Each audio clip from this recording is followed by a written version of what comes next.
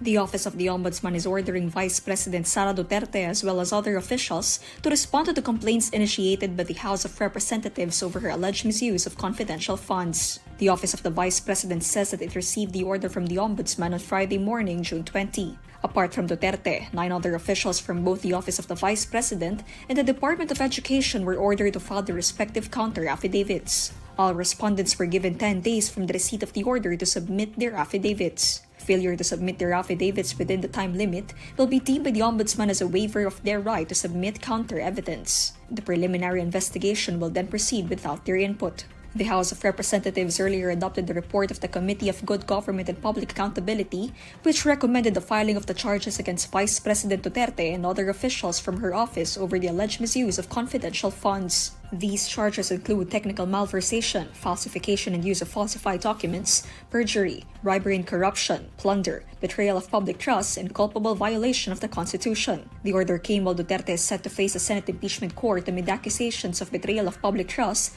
culpable violation of the Constitution, graft corruption, and other high crimes. Meanwhile, House of Representatives spokesperson Princess Abante clarifies that the lower chamber did not initiate or file any complaint before the Ombudsman concerning Duterte's alleged misuse of public funds.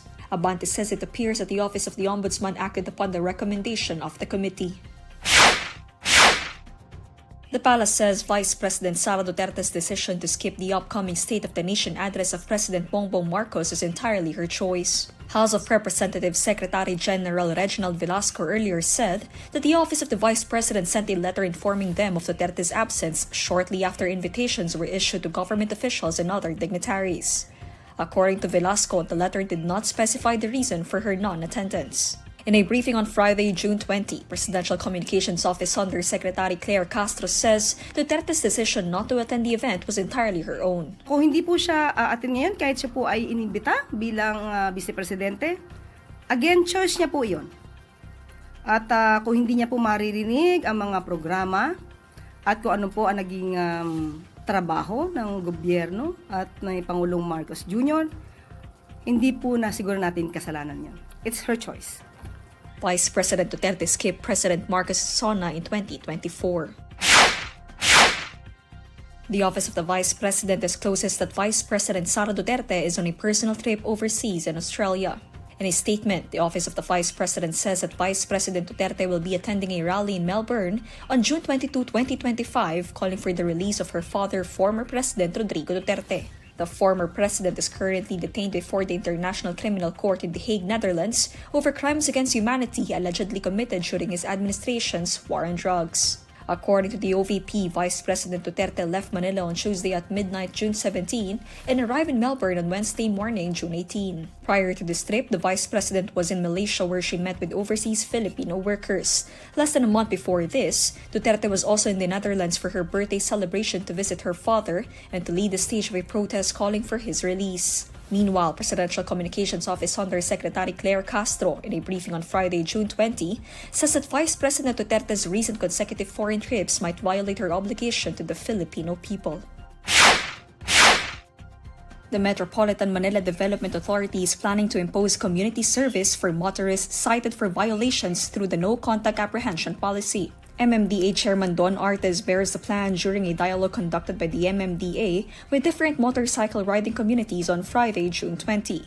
Sabi nyo nga, hindi commensurate sa kinikita niya. Nag-iisip na po kami ng paraan. Tulad yan, inutos po ng ating Pangulo na linisin yung mga waterways. Baka pwedeng tapatan na lang ng community service. Lalo-lalo na sa inyong day off.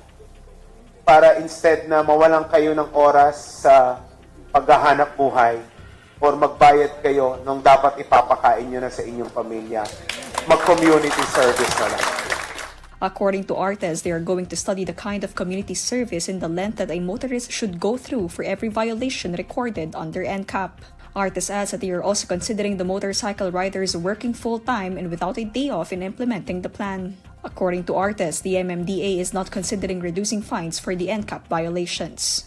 Hindi na po kami magbabawas ng fee. Dahil ang penalty naman po, hindi lang po kayo ang apektado niyan. Paano po yung mayayaman? Like yung mga nagbabiolate ng number coding. Kayo naman exempted ng number coding. Diba? Ang gagawin nila, kisa mag-taxi ako, mag-violate na lang ako. Bayad na lang ako. Dahil mababa yung penalty. NCAP was resumed by the MMDA on May 26 following the Supreme Court's lifting of the temporary restraining order on this scheme. A big-time oil price hike of almost 5 pesos a liter awaits motorists next week. The Department of Energy and Jetty Petroleum estimate that gasoline prices would climb by 2 pesos and 50 centavos to 3 pesos and 20 centavos per liter, while diesel prices are seen to increase by a higher 4 pesos and 30 centavos to 4 pesos and 80 centavos per liter based on the 4-day trading on the global oil market. Meanwhile, kerosene is poised to increase by 4 pesos and 25 centavos to 4 pesos and 40 centavos per liter. Department of Energy Oil Industry Management Bureau Assistant Director Rodela Romero says major oil price shock is looming as the conflict between Israel and Iran threatens critical global shipping passage. Jetty President Leo Belias says prices of petroleum products have jumped considerably this week because of increasing concerns about supply disruption resulting from the ongoing conflict between Israel and Iran.